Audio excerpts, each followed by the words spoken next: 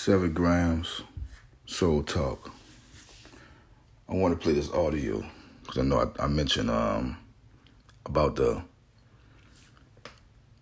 using a measuring tool to gauge where you was at.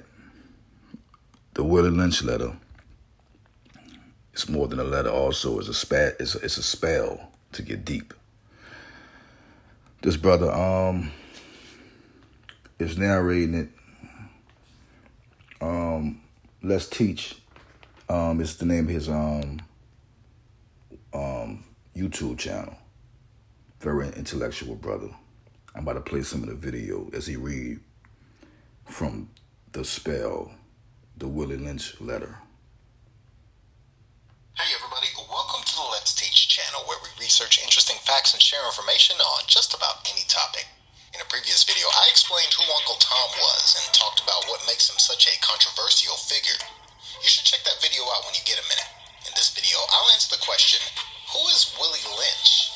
By the way, if you enjoy content like this, don't forget to hit the like button, subscribe to the channel if you're new, and turn on notifications so that you never miss a new video. Let's get started. William Willie Lynch was purportedly a white slave owner in the West Indies who was summoned to Virginia in 1712 due to slave revolts in the area. Because of his reputation as an authoritarian and strict slave master, he was perceived as the person best suited to help quash the uprisings. Legend has it that Lynch stood on the banks of the James River in Virginia and delivered a speech to fellow slave owners in which he gave advice on how they can solve their slave problems. According to him, the secret to controlling black slaves was to set them against one another, taking advantage of their differences to promote conflict among them. This method, he said, would ensure that the slaves would be controlled for at least 300 more years. Part of Lynch's speech read, I have outlined a number of differences among the slaves, and I take these differences and make them bigger. I use fear, distrust, and envy for control purposes. These methods have worked on my modest plantation in the West Indies, and it will work throughout the South. Lynch went on to say that he exploited the age and color of slaves, using these attributes to sow discord among them.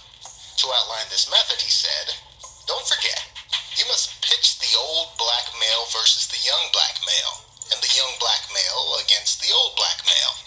You must use the dark-skinned slaves versus the light-skinned slaves, and the light-skinned slaves versus the dark-skinned slaves. You must use the female versus the male, and the male versus the female. You must also have white servants and overseers who distrust all blacks. But it is necessary that your slaves trust and depend on us. They must love, respect, and trust only us. The full text of this speech was first published sometime in 1970, entitled The Making of a Slave. However, widespread awareness of it only came during the Million Man March in October 1995, when Louis Farrakhan, a renowned religious leader and political activist, quoted a few parts of it to emphasize the lingering effects of slavery in the United States. In particular, he said, we as a people now have been fractured, divided, and destroyed, filled with fear, distrust, and envy. Therefore, because of fear, envy, and distrust of one another, many of us as leaders, teachers, educators, pastors, and persons are still under the control mechanism of our former slave masters and their children. The making of a slave is certainly impactful and controversial. However, many historians doubt its legitimacy. For one thing, they point out that it contains a lot of anachronisms, such as the words foolproof and refueling, which were only used in the early 20th century. Well, that's it for this video. What do you think? You see the people that's trying to discount it, even though it was not what they said it was, it's still what, like, where this shit came from. It was a manifesto, a spell, to go deep in depth. But it was a letter. It was a spell. When you write letters, spell, words, you know, you can challenge what I say. Do your own research.